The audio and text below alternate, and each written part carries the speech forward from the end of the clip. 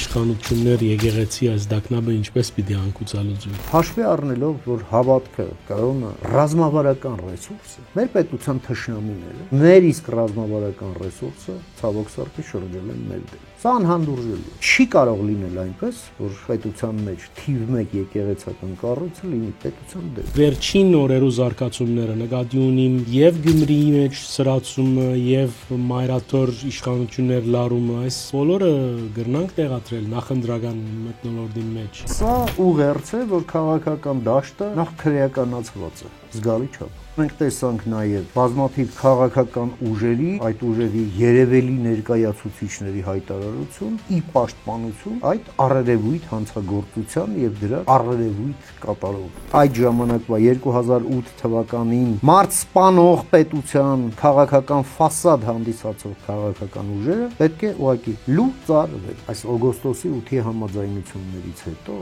նման ընդդիմությունը հայկական քաղաքականությունում այլևս նման որակի ընդդիմություն այլևս անելիք չի։ Ազգային անվտանգության ծառայությունում պետք է ստեղծվի, այսպես ասենք, ռուսական բաժին, որը պետք է սպասարկի հասարակությանը ռուսական ագենտուրան վերհանելու եւ լիկվիդացնելու ճանապարհով։ Մենք դրա կարիքն ունենք, որովհետեւ դա վերածվում է արդեն աղետի։ Վարչապետ Փաշինյանը վերջերս ասա, որ այս ընդդիմությունը քանց է մեզի համար, ծեր սա զենքերը գիրարելու բարակային իշխանությունը կարևոր գրվան մը գործընծնի, այն իմաստով, որ մեր ժողովրդի հոգեբանության եւ մտքի մեջ կան ադեմ, որ այս ընդդիմությունը կա, ես պիտի ընտրեմ Նիկոլ Փաշինյան։ Այո, ինչ-որ ժամանակ դա կարող է եւ աշխատել, բայց ինչ-որ ժամանակ գալու է ինչ-որ մի X պահ եւ դա ոչ միայն այլևս չաշխատի, այլև վերածվի ուղղակի սպառնալիքի մեր պետականության համար։ Կրակի հետ խաղալը երբեք էլ խորհուրդ չի տալու։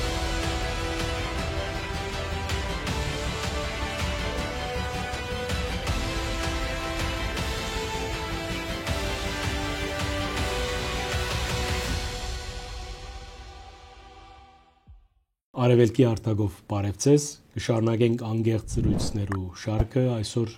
հյուրս հանուն հանրապետության գուսակցության փոխնախագահ Ռուբեն Մեհրաբյանն է։ Բարի եկած, պարոն Մեհրաբյան, ուրախ եմ երկար ժամանակ է մեր այս հանդիպման համար։ Պարոն Մեհրաբյան, այս վերջին օրերու զարգացումները նկատի ունիմ եւ Գյումրիի մեջ սրացումը եւ մայրաթոր իշխանություններ լարումը, այս բոլորը գրնանք տեղադրել նախընտրական մթնոլորտի մեջ, ինչպես կդի դարգեք դուք։ Դա այս ամենը օբյեկտիվորեն այսպես թե այնպես տեղի է ունենում նախընտրական ժամանակաշրջանում, հա, սա օբյեկտիվ իրականություն է։ Բայց այդ քայլերը համարել նախընտրական հազիվ թե, որովհետև խոսքը գնում է առերևույթ հանցագործությունների եւ դրա հետ կապված քրեական գործերի հարուցման եւ վարման հետ, հետաքննության վարման հետ։ Իհարկե այդ քրեական գործերով անցնող մարդկանց մոտ մեծ է գայթակղությունը այդ ամենը կոչել որպես քաղաքական հետապնդում, չգիտեմ, հաշվեհարդար, 37 թիվ եւ այլն, կա այդ գայթակղությունը եւ նրանք էլ ոնց որ անզոր են այդ գայթակղության առաջ, բայց ամենայնիվ կա իրականություն, իսկ իրականությունը դրա ուղիղ հակառակն է։ Կա քրեական գործ, կան փաստեր, որոնք դրված են քրեական գործի հիմքում, դե մնացածն էլ կորոշի դատարանը։ Ինչ կգարձեք դուք Գյումրիի ընտրություններու առանցքին մեջ եղած եք, այս վերջին դեպքերը, հատկապես Վարդան Ղուկասյանի գալանավորումը, արդյոք նաև քաղաքական ուղերձ մնե ընդդիմության համար, որ փորձեց Գյումրիի մեջ նոր վիճակ ստեղծել եւ բոլորի հետ եղան իշխանության դեմ։ Սա ընդդիմության հարց չէ, սա ուղերձ է, որ քաղաքական դաշտը նախ քրեականացված է, զգալի չափով։ Գյումրիի բարակային անշուշտ։ Եվ ոչ միայն Գյումրիում։ Որովհետև իհարկե, որովհետև մենք տեսանք նաև բազմաթիվ քաղաքական ուժերի, այդ ուժերի երևելի ներկայացուցիչների հայտարարություն ի պաշտպանություն այդ առերևույթ հանցագործության եւ դրա առերևույթ կատարողի, չէ՞։ Դա նշանակում է, որ հիվանդությունը կրում է ոչ թե տեղական, այն է սահմանափակ միայն Գյումրիում, այլ համակարգային բնույթ։ Եվ այո, պետության մեջ եղած այդ քաղաքական լանդշաֆտը, հա, այսպես ասենք, պետք է մաքրվի քրեական տարրերից։ Եվ դա պետության պարտականությունն է։ Իդեպ պետությունը դանդաղել է, որովհետև երբ Գյումրիում ընտրարշավը սկսվեց, Նիկոլ Փաշինյանը հենց Գյումրիում հայտարարեց, որ սրանք կրիմինալ են, ինքն էր ասում, եւ մտել են քաղաքականություն իրենց ապօրինի գույքը պաշտպանելու համար միայն։ Ժամանակ հարց է առաջանում, կրիմինալի տեղը բանտն է։ Կրիմինալի տեղը ընտրական process-ը չի։ Կրիմինալը չի կարող լինել քաղաքական օպոնենտ։ Մանավանդ մենք շատ լավ գիտենք, թե ինչ կեղտոտ փողեր է շրջանառվում այնտեղ։ Այդ թվում նաև փողով միտինգների բերելը, չէ՞, հնա հրապարակվում են այսպես ձայնագրություններ, չգիտեմ, տեսագրություններ եւ այլն։ Եվ այդ ամենը այո դարձել է նոր քրեական գործերի հիմք, բայց մյուս կողմից էլ եթե այդ ամենը կա, ապա այդ քաղաքական ուժ դառնալուն հավակնող այդ խմբավորումը պետք է զրկվի այդ հնարավորությունից քաղաքական ուժ դառնալու։ Մեր կուսակցությունը տես բաներ չի անում։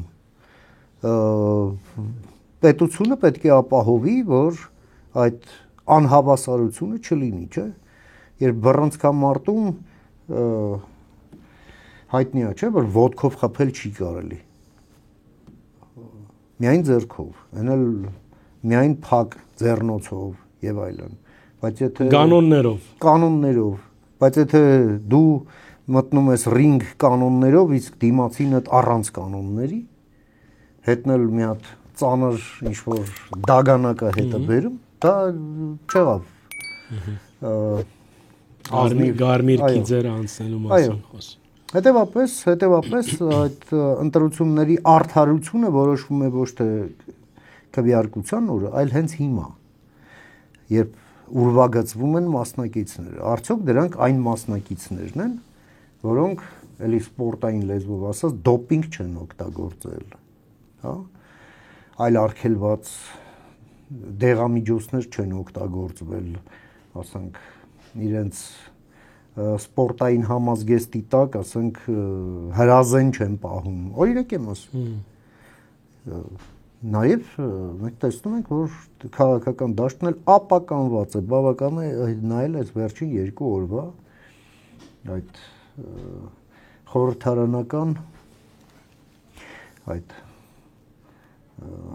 եթե կարելի է դա բանավեճ կոչել, բանավեճերը, հա, որպեսզի ավելի կոպիտ բան չասի։ Հատկապես դաշնակցականների կողմից։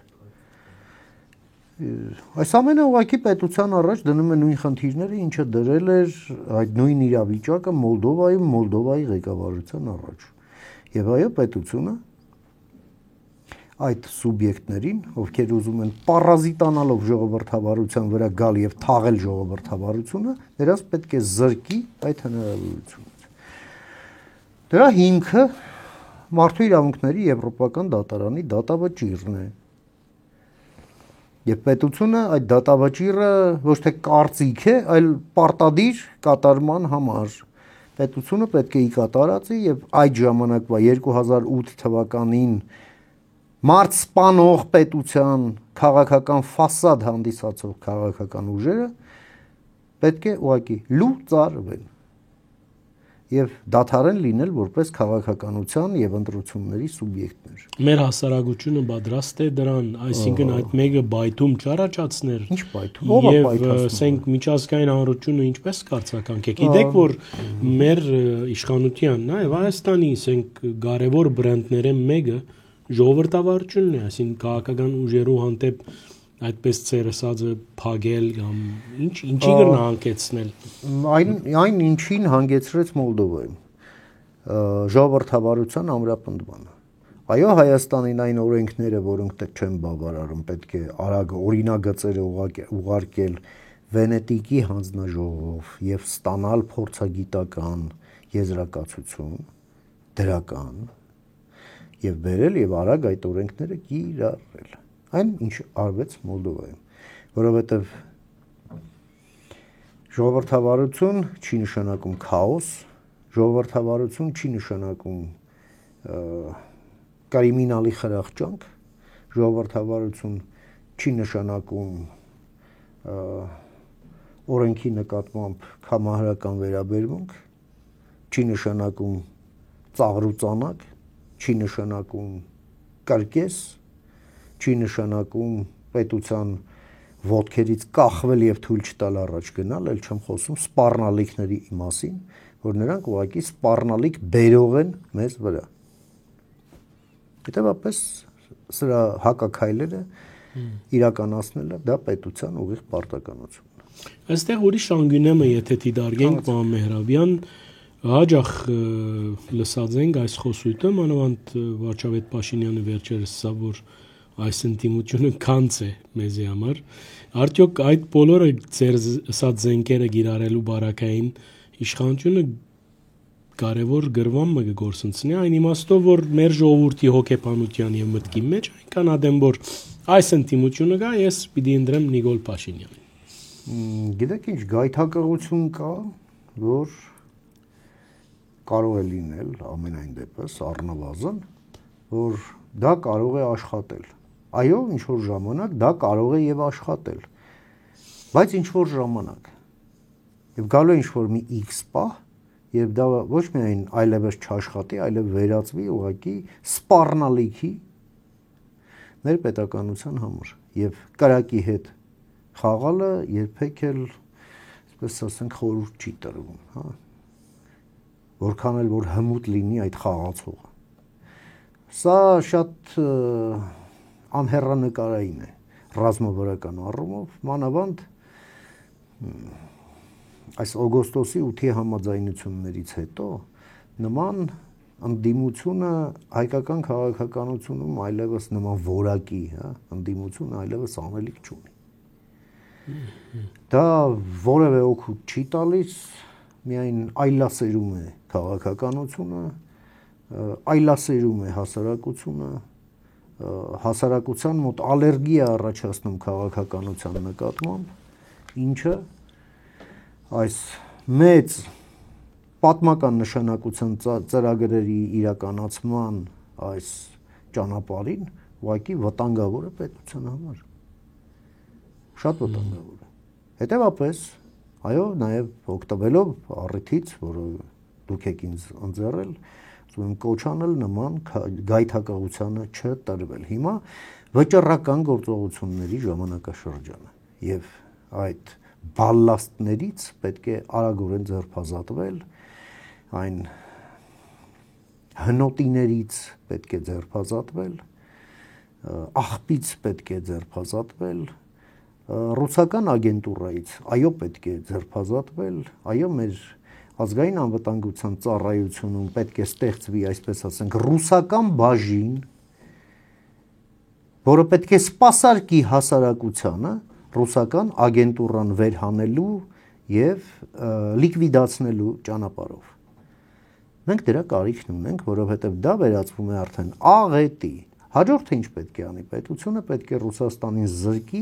մեզ վրա մեր ներսից հարձակվելու հնարավորություններից։ Իսկ դա նշանակում է ռուսական ուժային ներկայությունը Հայաստանում պետք է լիկվիդացվի։ Օր առաջ դա վերաբերվում է թե սահմանապահ զորքերին, թե Երևանում այդ ռազմաօդային բազային, թե Գյումրիի 102-րդ ռազմաբազային։ Ռուսական մոնոպոլիաները եւս Հայաստանում վերածվել են չարիքի եւ արգելակի։ Դրանք եւս պետք է վերածվեն։ Մեզ պետք են այլ պարտներներ, այլ ոչ թե պարտներներ, ովքեր միջազգային պատժամիջոցներ են։ Պարտներներ, ովքեր գործում են ոչ թափանցիկ, ովքեր գող են, գող, այդ թվում նաև հանքարդյունաբերությունը։ Այնտեղ գործունեությունը որևէ թափանցիկությամբ չի առանձնանում եւ նրանք էլ մտածել են, թե պետությանը 20%-անոց փայատեր դարձնելով ինդուլգենցիա են ձեռք բերում հին ձևով շարունակելու վերածելով այնտեղ ուղղակի թունավոր անապատի։ Մեզ նման պարտներներ պետք չեն։ Մեզ պետք են պարտներներ, ովքեր ունեն թե բարեխղճություն, թե թափանցիկություն, թե տեխնոլոգիաներ, հանքերի ժամանակակից ստանդարտներով շահագործման համար եւ որոնք ընդունակ կլինեն նաեւ երբ այդ հանքը սպառվի ռեկուլտիվացիայի ճանապարհով այն վերադարձնեն բնությանը։ Արտիական այսօրվա լեզվով աշխամաշխարհային։ Գասկնամ այս բոլորը, բայց գիտեք, օրինակ ծեր գուսակցությունը ցույց մնախացերնեց Գյումրիի մեջ, բազայտեմ, բայց մենք իշխանության կողմէ ոչ մեկ դրական արձական կընտագարակը գարձես այնտեղ խուլ են եւ չեն ուզել լսել։ Մա չեմ գիտեր ծեր շփումը ինչպես է իշխանություններն անտե, բայց բանջը որ գուղեք բնականաբար իշխանության է, գարձեք, բայց անդեղացի են իրենք։ Իրենք լսեցին, չէին կարող չլսել, որովհետեւ դա հերարցակվում էր, բացի դրանից էլ շատ լավ հասկանալով, որ Գյումրիում այդ կրիմինալ իշխանությունը, որի պարագլխին էլ վերջերս հավաքեցին տարան, որոշել էր ուժի գործադրմամբ թույլ չտալ այնտեղ որևէ ցույց։ Այո, Երևանից ոստիկանական ուժեր էին եկել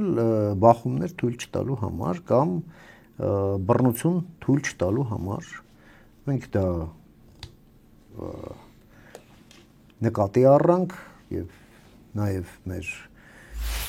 գոհունակությունը հայտնեցինք դրա հետ կապված, բայց քաղաքական արձագանքը իշխանության դեռ չկա։ Սակայն հաշվի առնելով այն քայլերը, որ անում է իշխանությունը, մենք համարում ենք, որ այդ մի ակցիայով չէ, որ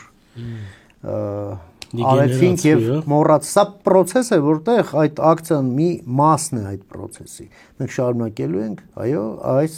քաղաքական ուղեգիծը պաշտպանել եւ պնդել, որ ռուսական ներկայությունը Հայաստանում ոչ միայն պետք չէ, այլև ամենօրյա սպառնալիք է, ռումբ է, որի վրա մենք նստած ենք ամեն օր եւ նստած ենք մնում։ Այն պետք է հանել մեր տակից։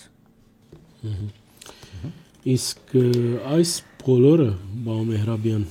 ցեզի մտածել գուտան, եթե ընթացքը այսպես շարունակվի, առաջիկա ընտրություններուն ինչ ճակատագիր կսպասե, ասենք ծեր նման քաղաքական ուժերուն, որոնք Գյումրիի մեջ շատ գենտատրեմ կգարձեմ ծանր հարված գրեցին։ Ինչի համար, որովհետև այդ ընտրություններին մասնակցեց կրիմինալը եւ կրիմինալը սատարող մի քանի շահերի խմբեր։ Եվ դա պետք է տեղի չունենար, բայց դա պետության թողտվությամբ տեղի ունեցավ եւ ընտրական դիսկուրսը տեղափոխվեց այլ հարթություն։ Հիմա ես կարծում եմ այս ամենից պետությունը դասեր է քաղելու եւ անելու է այն, ինչի միջազգային փորձը արդեն կա։ Ինչ վերաբերվում է, թե մենք ինչ ենք ակնկալում ընտրություններից, դա պայծառատեսության դաշտից է ավելի շատ։ Այո, մենք աշխատելու ենք ամեն օր, մենք հանդիպելու ենք մարդկանց հետ, մենք բացատրելու ենք մենք ինչ ենք ուզում, ու այնինչ ուզում ենք բացառապես բխում է պետության շահերից, պետության ապագայի շահերից, ապագա սերունդների շահերից, եւ մենք գնալու ենք այդ ճանապարհով եւ որպեսզի այդ ամենը նաև քաղաքական հետք թողնի, այո, մենք հայցելու ենք մեր հարգելի քաղաքացիներից մանդատ։ Սա ես կարող եմ հավաստիացնել։ Ինչ կլինի, ինչ չլինի, կապրենք, կտեսնենք, բայց մենք էլ մեր կողմից իհարկե կանենք ամեն ինչ, որպեսզի համոզիչ լինենք մեր քաղաքացիների համար, ումից մենք ձայն ենք հայցելու։ Իսկ ծեր դաշտի մեջ կամ ծեր նման մտածող ուժերու միջև ինչ որ հասարակ հայտարարումը եւ միասնական համագործակցության նոր փուլը ակնկալ է հասարակությունը, որ ասենք ծեր տեզերը իր սրդի մոդիկ համարող հասարակությունը։ Պարոն Նարեյան, ի վերջո Հայաստանում ժողովրդավարությունը պարլամենտական է։ Իսկ դա նշանակում է նաեւ ուժեղ կուսակցություններ։ Անկախ ամեն ինչից մենք այդ աշխատանքի մեր մասը մտադիր ենք կատարել, այսինքն մեր կուսակցության քաղաքական ինքնահաստատումը ապահովել, վերածվել ուժեղ կուսակցության ու վերածվել հայկական քաղաքականության կարևոր սուբյեկտի, որում ոչ միայն այս ընտրություններին, այլև դրանից հետո ընկած ժամանակաշրջանում եւ շատ երկար ժամանակով, որից հետո մենք կուսակցությունը, այսպես ասենք, կգնանք թոշակի տարիքի բերումով եւ կհանձնենք հաջորդ սերնդին, հա, մեր անելիքը։ Նաեւ երիտասարդներ կան մեզ մոտ համախոհ։ Բայց մենք մեր մասը պետք է անենք։ Երկրորդը օրենսդրությունն այնպիսին է, նոր օրենքն է արդեն մտնում ուժի մեջ, որտեղ այսպես ասենք նախընտրական դաշինքների համար բարենպաստ այսպես դասավորություն չի ձևավորվում։ Ավելի ձեռնատու է, որ կուսակցությունները միայնակ գնան, բայց կարող է լինել հետ ընտրական դաշինքներ, այո, պարլամենտ մտնելու, այո, կոալիցիաներ, պայմանավորվածություններ, իհարկե մենք բաց ենք խոսակցության համար ցանկացած թեմայով, մեր այսպես բազային հարցերով համախոհ ընկերների, գործընկերների հետ, մենք պարբերաբար շփվում ենք, աղանդ չենք, բաց ենք խոսակցության համար։ Այս նոր օրենքը անցյալի համեմատ դրական քայլ կհամարեք, թե որ օրենքը, որ շրջանառության մեջ միտդրվի, հիմա որ գսեիք։ Չէ, այդ օրենքը արդեն ընդունված է, բայց որոշ դրույթներ նոր մտնում են ուժի մեջ։ Եվ այդ մեկը դրական կհամարեք։ Մասամբ դրական, որովհետև մենք կնախընտրեինք, որ անցողիկ շեմ այնուամենայնիվ, քանի այս կուսակցությունների քաղաքական ինքնահաստատման նոր նախնական փուլն է, լիներ ավելի ցածր, ասենք 2%, այլ ոչ թե 4%։ Իսկ այն, որ նախընտրական դաշինքների համար շատ խիստ այսպես շեմ է դրված 8%, որը շատ բարձր թիվ է։ Հա, ես կարծում եմ դա դրական է, որ այո կուսակցությունները այնուամենայնիվ պետք է անցնեն, որովհետև դաշինքները, նախընտրական դաշինքները շատ դեպքերում այո ներհատուկ է նրանց այսպես գաղափարական լղոզումը, կազմակերպական լղոզումը եւ հետո էլ դաշինքային խմբակցություններն էլ խարխուլ են լինում պարլամենտում, էլի։ Այսինքն այդ կուսակցական միասնականությունը այնուամենայնիվ շատ կարևոր գործոն է, այդ կարգապահությունը կարևոր գործոն է առողջ պարլամենտարիզմի համար։ Խոսենք քիչ շրջանային զարգացումներու մասին, մենք նկատեցինք երեք այսպես Բաքու-Երևան իրար այսպես ճագերդով նվերներ գդարեցին, Ալիև խոսեցավ Դարանցիկ ճանապարհի մասին եւ ադոր առաջին քայլը պիտի տեսնենք մինչ վարչապետ Փաշինյան չեմ գիտեր ինչքանով կփոխկապակցվին, հայտնեց որ բանակի ծառայությունը 2 տարի են պիտի դառնա 1.5 տարի, ինչ որ փոխկապակցությունը կտեսնեք կամ եւ ամենակարևորը ինչքանով արժանահավատ է ցեզի համար Ալիևի խոսակցությունը, խոսքը, խոսույթը եւ անելիքը, որ Դարանցիկ Ալիևը հայտարարել է քաղաքական որոշման մասին։ Հիմա ինչ է նշանակում արժանահավատ, թե ոչ արժանահավատ, ի վերջո մինչև հիմա կար սահմանափակում էլ չէ, արգելք, հա, այսպես ասած։ Արգելք, այո։ Նա չէր հանի էլի։ Դե եթե որոշել է հանել, եւ սա ասում է, որ որոշում է ընդունվել, սա տեղավորվում է օգոստոսի 8-ի Վաշինգտոնյան համաձայնությունների տրամաբանության մեջ եւ պետք է այս ամենը միայն ողջունել։ Ինչպես կզարգանա հետո դեպքերը։ Մենք կարող ենք հիմա միայն ենթադրում եմ եւ կարող եմ ասել, հիմքեր չեմ տեսնում, որ Ալիևը, ասենք, հետ կանգնի իր որոշում են կամ փոխե, հա։ Այո, որովհետեւ սա մի զարգացում է, որը ձեռնտու է հավասարապես թե Երևանին, թե Բաքվին։ Ինչն է իմաստը, որ իսկ ինչ վերաբերում է բանակին։ Սա ընդհանրապես կապ չունի դրա հետ։ Տեսեք, մենք գնում ենք ժամանակակից բանակ ունենալու ճանապարհով։ Ես կողմ եմ, որպեսզի մեր մոտ շարունակի մնալ համընդհանուր զինապարտությունը։ Բայց բանակ գնալուց զինվորները ոչ թե, չգիտեմ, փողոցն ավլեն, չգիտեմ, պարապ վեր են գնեն զորանոցում, հետո իրար փոր թափեն եւ ամբողջ ծառայության ընթացքում կրակեն ընդամենը 3 կրակոց, այլ դա լինի լիարժեք ռազմական պատրաստության դպրոց։ Ժամանակակից պետություններում, որտեղ կա համընդհանուր զինապարտություն, օրինակ Ֆինլանդիայում, բանակում ծառայությունը տևում է 8 ամիս ընդամենը։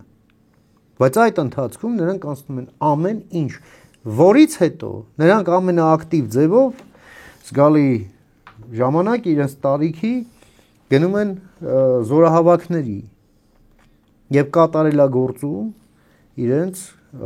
կարողությունները, ունակությունները, պրոֆեսիոնալիզմը, որովհետև ժամանակակից բանակում թե սարքավորումները, թե սպառազինությունը դրանք բարդ սարքեր են, 100 տարի առաջվա բանակը չի էլի, որ մի հատ հրացան տան, մի հատ 1-2 աջ դարձ, ձախ դարձ, ասեն դե ամեն ինչ գիտես, գնա։ Մի բան կանես։ Մի երկու հատ էլ կկրակեն ու վերջ։ Տես չի։ Հիմա շատ բարդ է, շատ նուրբ է։ Դրանից պետք է օգտվես այնպես, որ չփչացնես, օգտվես այնպես, որպեսզի դա իր բոլոր այդ տեխնիկա, տակտիկական կարողությունները 100%-անոց օգտագործես։ Եվ բացի դրանից էլ ժամանակակից բանակները դրանք նաև շատ լավ, այսպես մի ստարտային հարթակ են երիտասարդների կարիերայի համար հետագայում, թե պրոֆեսիոնալ աճի համար, թե իրենց այդ անհատական ինքնահաստատման համար, հա։ Հետևաբար կարծում եմ մենք ճիշտ ճանապարհի վրա ենք։ Հիմա որոշվել է 1.5 տարի։ Ամբողջ հարցն այն չի 1.5-ը լավ է թե 2-ը, ամբողջ հարցն այն է ինչ են անելու այդ 1.5 տարվա մեջ։ Մենք կուզենայինք այս որակական մասի հետ կապված խոսակցություն ունենալ մեր ռազմաքաղաքական ղեկավարության հետ եւ այս ամենը դառնար նաեւ հասարակական դիսկուսիայի առարկա, որովհետեւ բանակը մասսայական կառույց է։ Բանակը մի կառույց է, որը լինելով իհարկե շատ ու շատ հարցերում այսպես գաղտնիության այսպես տար ունեցող կառույց, բայց այն զանգվածային է եւ ներառում է հասարակության ամենալայն շրջանակները։ Հետևաբար հասարակությունն էլ հարկերով է իր պահում իր բանակը, հա, այս խոսակցությունը պետք է լինի շատ անկեղծ, բաց եւ անկաշկանդ։ Գիտեք, այսօր դարձյալ Թիֆլիսի մեջ վարչապետ Փաշինյան խոսեր Թուրքիո հետ սահմանի բացման մասին եւ հույսով լավադես էր։ Դուք ինչքանով ցեզի համար թաբու է այդ մեկը կամ գիտեք մեր հանրային խոսույթի մեկ մասը, որ միշտ Թուրքիան հեսա պիտի կան մեզի ուդեն այդ կարգավիճակով, այդ մոդեցումով դուք ինչպես թիդարգեք, ձեր թիդավորությունը ինչ է։ Ոչ մեկ էլ ոչ մեկին չի ուտելու։ Երբ Ադրբեջանը այդ տրանզիտային սահմանափակումները վերացնում է, ապա ուղղակի անտրամաբանական է, որ այն պահպանում է Թուրքիան։ Այլևս։ Հա, էլի։ Եվ կարծում եմ, որ համանման որոշման մասին մենք առաջիկա օրերին պետք է լսենք նաև Անկարայից։ Կապրենք տեսնենք։ Կարծում եմ այս ուղղությամբ որոշակի հաղորդակցություն կա Երևանի եւ Անկարայի միջեւ։ Եվ նաև ես այստեղ մեծ դեր եմ տեսնում նաև Միացյալ Նահանգների։ ՆԱՏՕ-ի բադոանով։ Իհարկե։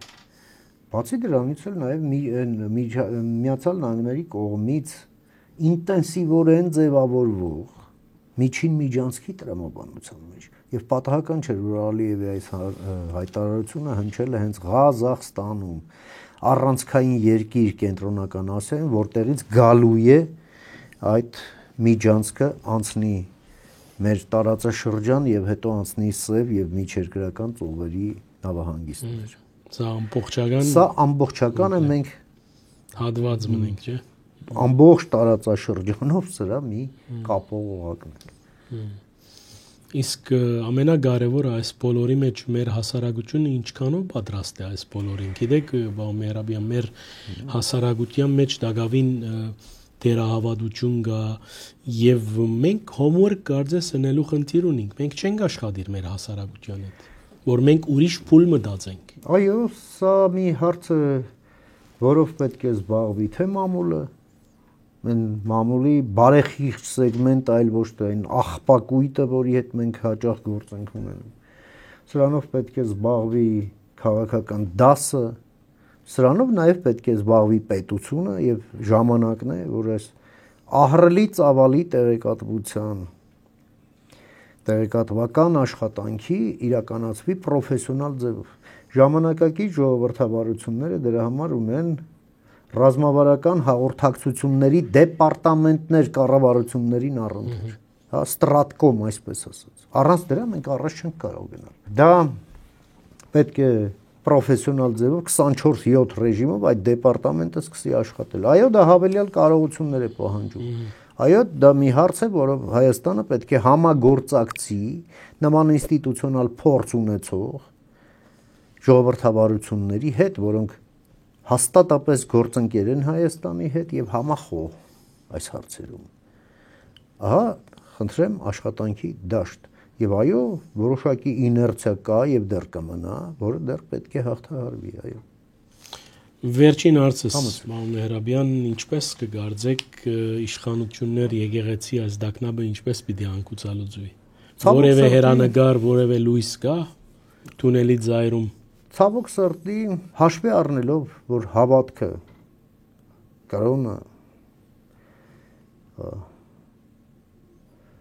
ռազմավարական ռեսուրս է, մեր պետության թշնամիները այդ մեր իսկ ռազմավարական ռեսուրսը ցավոք սրտի շրջել են մեր դեմ։ Սա անհանդուրժելի է։ Չի կարող լինել այնպես, որ